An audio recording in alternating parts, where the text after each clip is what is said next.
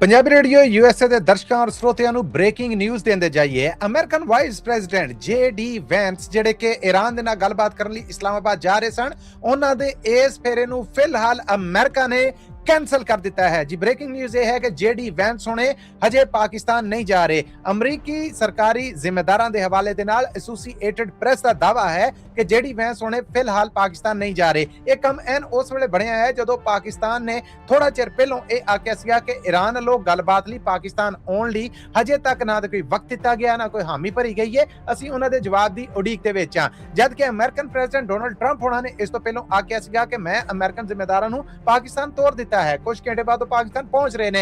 ताजा खबर यह है कि जेडी वैंस होने जिहड़े इस गलबात नूं जिन्हां ने लीड करना सीगा, जिन्हां ने अमरीका दी वकालत और नुमाइंदगी करनी सी, वो पाकिस्तान नहीं जा रहे। और इस तरह जंगबंदी दी ओ मोहलत जिहड़ी पाकिस्तानी वेले मुताबिक सवेरे तकरीबन 4:45 बजे मुक रही है।